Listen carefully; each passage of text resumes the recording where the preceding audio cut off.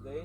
So dito sa park natin, pwede mong i-express kung ano yung nararamdaman mo ngayong araw gamit yung mga gulong na hindi na pwedeng magamit pa.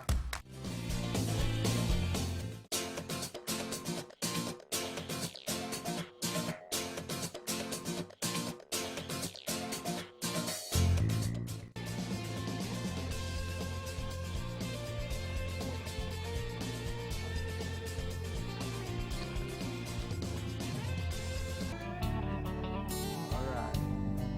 Salamat sa Antiqueño ako sa pagkakaroon ng opportunity na mai-vlog yung Sibalom Eco Park. At sana suportahan po natin yung Antiqueño ako tulad ng pagsuporta ko din sa Antiqueño ako. Alright, thank you, thank you. God bless, Sir Rodel.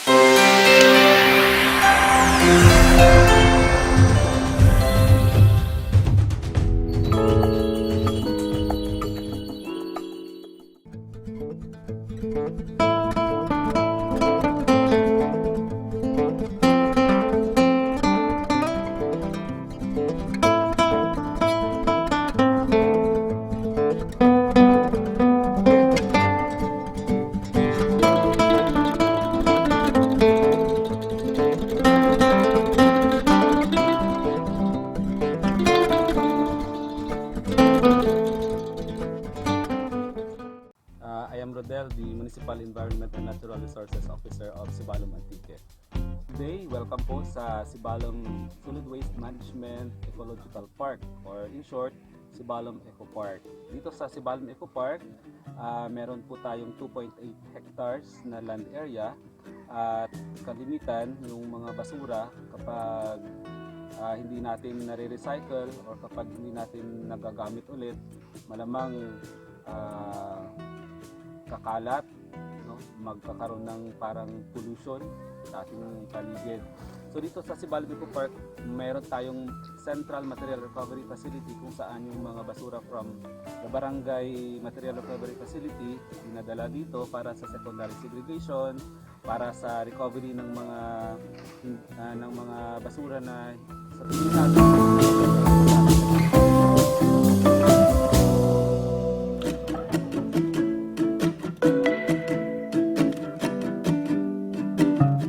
kagarga sa Eco Park natin, bahin lang siyang nakita niyo sa palibot ang mga recycling projects ang ginhimo no kang Municipal Environment and Natural Resources Office pagi masasuporta ang local government unit of Sibalom sa pagpamuno ni Mayor Ian Carlo Oxenia. So may rigya kita nga mga facilities like for example mga material recovery facility or central MRF no nga ang mga basura halin sa mga barangay MRF halin sa public market ginadara rigya sa may central MRF for secondary segregation. So tanan nga basura rigya kinanglan may matupan gid ni sakto no so una-una gid ako makita niyo sa triangle refuse no amurang kung hindi ka gusto nga magkabasura hindi ka magbaton ka basura no i-refuse mo pero pag hindi gid malikawan no hindi ma-refuse reduce no buin-buinan gawan dili ta magamit ka plastic or magamit ra kita kang ibang mga bagay reuse no magamit ra kita kang ating mga existing nga mga pwede pa mapuslan kag kung hindi gid mapuslan sa reuse so recycle no sa mo rin dia ang mga guba nga mga guma ang mga hindi mapuslan nga mga basura gina-recycle natin no sa mo man sa mga nagadunot nga mga basura natin gina-recycle natin for sa compost mura ginagamit natin sa pagtambak ang ating mga tanom kag kung hindi lang gid no hindi basarangan sa recycle magto kita sa ginatawag natin nga recover ang mga plastic nga mga guba rin or bisi rin bala kisa hindi rin gid mapuslan pero pwede pa natin ma-recovery ang mga higa ginahugasan kag gamitin natin dia for alternative technology. Pwede ta na matunaw, pwede ta na ma-convert into flower pots, into plyboard kag iba pa nga mga produkto nga pwede rin mapuslan liwat, magamit liwat. So amo diya ang ating facility ang Central MRF gakanta kita secondary segregation para nga mabayan pain liwat ang mga basura nga napain alin man sa mga barangay kag sa mga public market natin. For how many years sir nga gintipon ng basura? Ang aton diyang Eco Park bago rin dya. Nag-transfer kita rin dya. Kay ang aton nga daan pa nga Eco Park 1980s pa riyan. Ang aton nga daan nga open dumping sa may barangay Galakit. Kag kadya ga-undergo kita kang full closure. Kumbaga ginatabunan ng tanan to nga daan nga mga basura.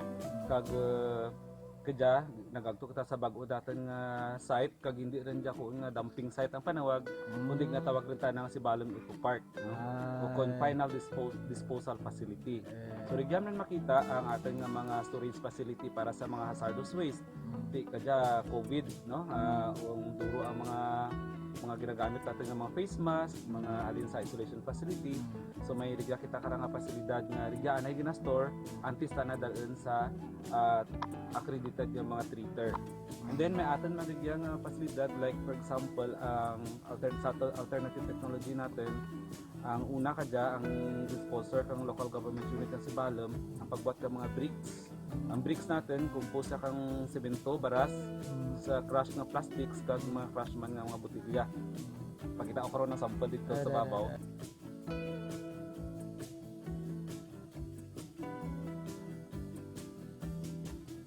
May magandang management no sa solid waste or sa pag-manage ng ating mga basura. Pero dito sa Sibalom para mas maintindihan ng tao kung paano natin mina-manage, paano natin ginagawa yung mga basura na pwede pang magamit, ito yung magiging showcase natin.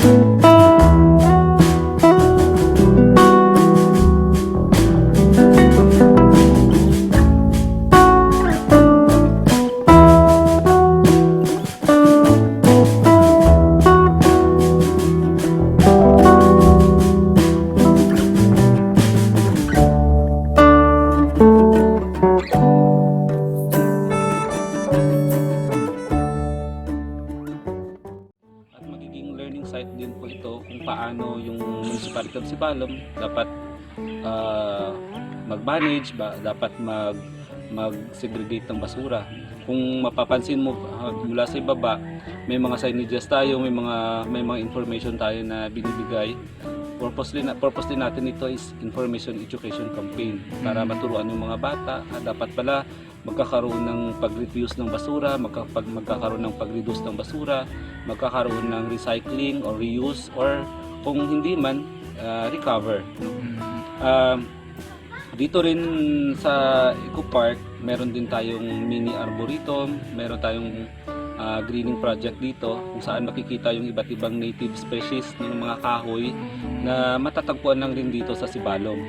Kung pupunta ka pa ng bundok, mas mainam punta ka na lang dito para mas makilala yung mga iba't ibang mga puno, mga native.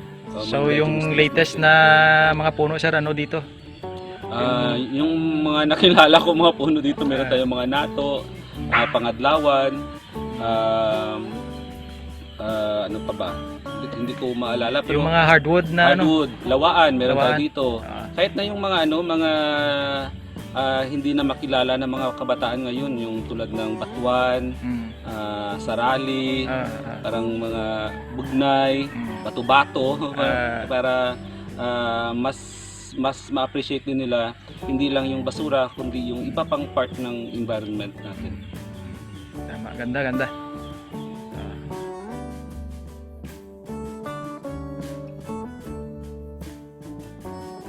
Welcome sa Sibalom Eco Park. How do you feel today? So dito sa park natin, pwede mong i-express kung ano yung nararamdaman mo ngayong araw gamit yung mga gulong na hindi na pwedeng magamit pa. Yung mga emojis natin, round yun. Kaya ginawa namin, parang kasi yung mga kabataan, yung mga generation ngayon, mahilig sa mga emojis. So ito, ginawa namin para sa kanila. Let's go!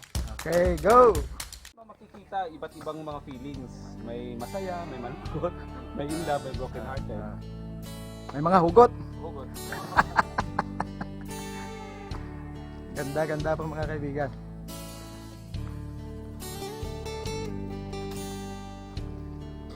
Tulad yan, Okay. cool. Ayan. Pero sa likod niyan, hindi siya cool. So, nasa iyo yung discretion kung anong feelings o mukha ang gusto mo ngayong araw, bukas. Yung iba nga yung ginagawa, nire-reserve na para pag galit siya, meron siyang naka-ready. Lahat pinipicturean na. Yan po mga kaibigan.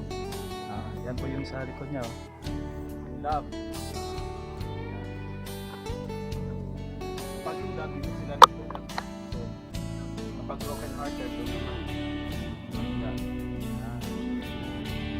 Kapag nagpupit sila sa sarili nila, sa likod. So mga nagbibisita dito. Bata. Oh. Ito, gamit dito sa stand ng electric fan. I see. Oh. Tingnan nyo guys. Oh. Mga sirang upuan. Yan, oh. Alright. Ipat. Yan, oh. Kaibigan. Tapos ito yung cup niya, tayo. Ito ang cup. Yan po. Yung cup niya. Oh. Pag magkape ka, tanggalin mo lang, dalhin mo doon. Portal. Ito mga kaibigan. Oh. Yan. Kakapila. Well. Alright.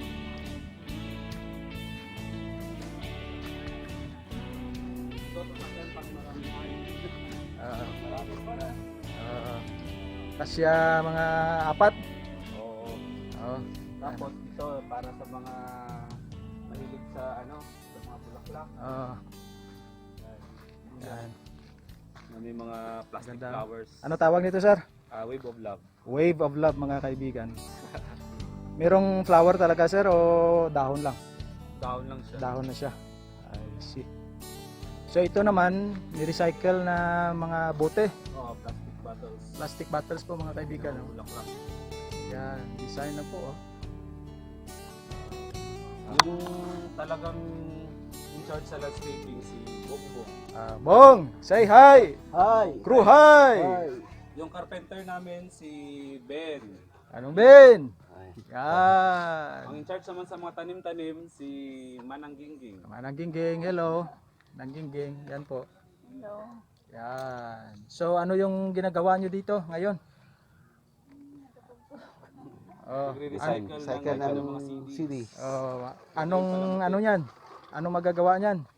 Gawin siyang palamuti dito. Palamuti. Yan. Idudugtong dyan mga kaibigan. No? Yan. So, ideya lang po talaga mga kaibigan. Ano? Okay, kailangan na umaandar yung utak mo sa creativity. Tama. Magandang malaking tulong yung YouTube kasi doon kami kumukuha ng mga ideya. I see, no? YouTube University. Ito 3 weeks old pa lang ito yung kabuuan ng sa impact ito. Imagine guys 3 weeks old yung pag-construct nila dito ng mga magagandang Tapos ni-introduce din namin yung iba't ibang mga kawayan dito. so ano ito, sir? Di ko pa alam basta pero marami kaming klase ng kawayan. Ibang variety ito ng kawayan, no? Meron na kaming bulo, bagakay, unaw, ano ba yung kawayan din sa butong, tapos yung mga kawayang tinik, marami din dito. Yung mga ginagawa, sir, na mga bahay kubo Yun, na kawayang tinik. kawayan tinik. Yung mga mga ornamentals na kawayan meron din. Pang loob sa loob ng bahay. Pwedeng pang landscape. Ayan. So ganda mga kaibigan, no? Pati yung mga botelya, Oo. Yan yung magagawa. Balak namin gawin next year. Gusto namin na parang learning tour. I see. Magsisimula doon sa So merong tao talaga kayo? oo. Magsisimula sila sa kung paano ipakita sa kanila paano segregation, paano ginagawa, Yeah. ano yung ginagawa sa mga basura na tinatapon nila. Para alam nila na ganito pala yung nangyayari doon kaya kailangan mag-segregate din ako. Parang yun yung way na magiging aware yung mga kabataan, especially mga kabataan or yung mga tao na ayaw mag-segregate kasi sabi nila may binabayaran naman ng mga tao sa gobyerno para gawin yun. Pero hindi nila alam na it's an individual responsibility to segregate our garbage at source mula sa bahay hanggang sa kung saan tayong nagtatrabaho. And then, ipapakita din sa kanila kung paano yung mga recycling natin. Halimbawa, yung bote ng tubig, paano ba siya gawin para magamit ulit or paano ba siya gawin para magiging decorative item siya. And then, lagyan niya ng pangalan niya. Then magkakaroon kami ng parang area doon rin ilalagay yung ginawa niya para may remembrance siya na nakapunta siya dito. Meron pa Certain fees lang na babayaran pa. Siyempre, gagamit tayo ng mga pinta, ng mga iba pang gamit lang babayaran nila. Ganda-ganda yan. So, And then, abangan natin mga kaibigan. tapos, depende sa option kung magtatanim ka ng puno or magtatanim ng bulaklak kung saan dito sa area para talagang may inambag ka para sa ikaganda ng Eco Park or sa ikaganda ng ating environment. Mga ilang taon, balikan mo naman. Opo. Yan. Para may balik-balikan ka. Makikita mo yung tinanim mo dito. Oo. May naiambag ka. Yan. So, ganda mga kaibigan ha.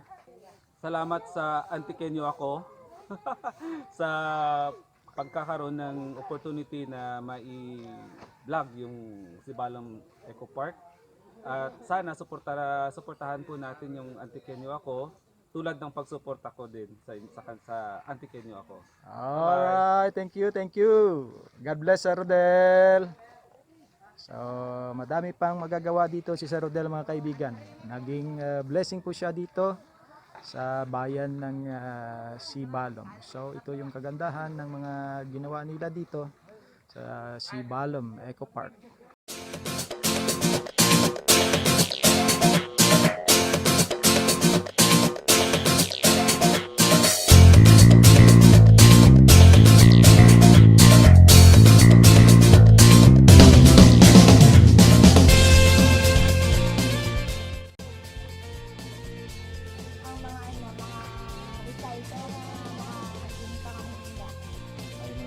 Bukidiyano, Raka, no? Didintin nyo ka uli? San Juan. San Juan. Good, good, nice one. Thank you, ha? Okay. May dustpan ka mo to? Pwede pa selfie sa dustpan? Arang dustpan?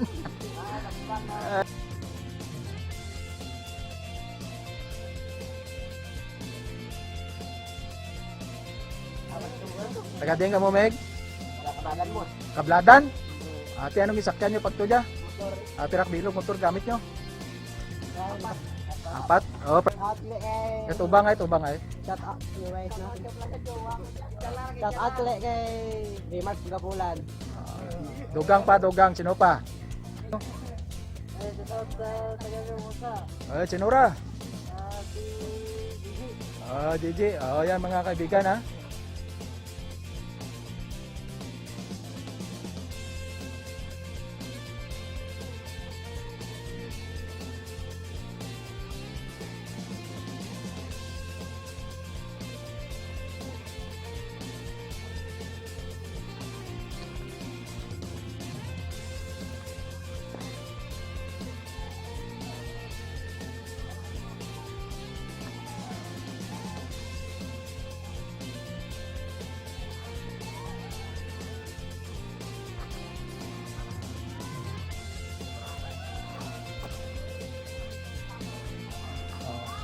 Yan mga kaibigan, no?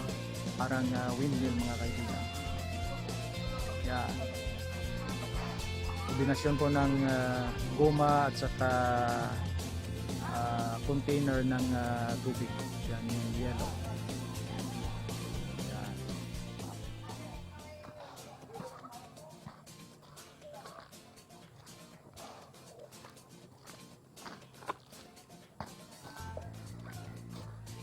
Say hi, say hi. Hi. Alright.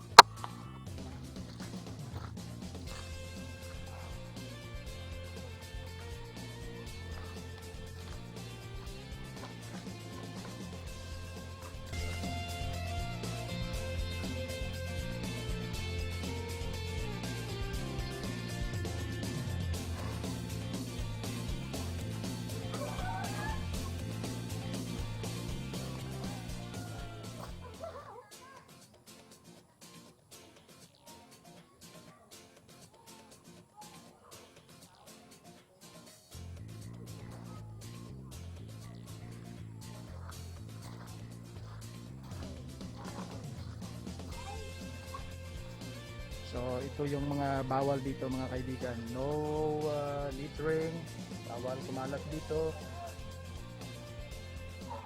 No burning of garbage.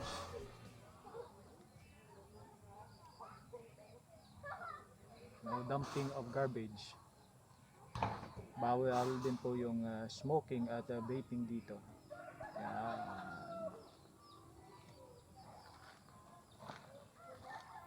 Kung marami na sila, kailangan mo ng reduce.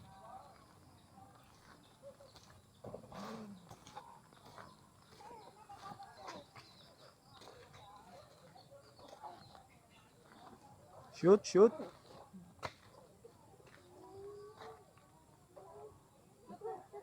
Shoot mo.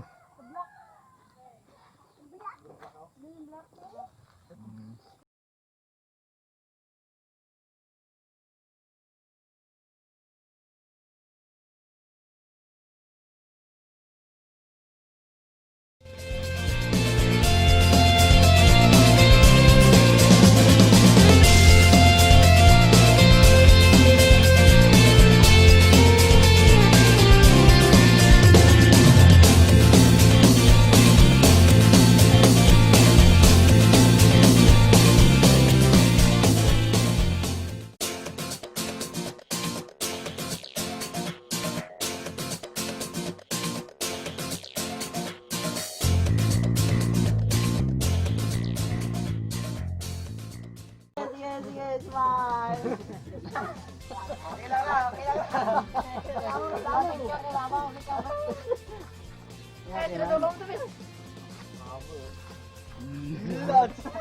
Masaya yung mga kaibigan natin na taga-Kabladan si Balom. Yan.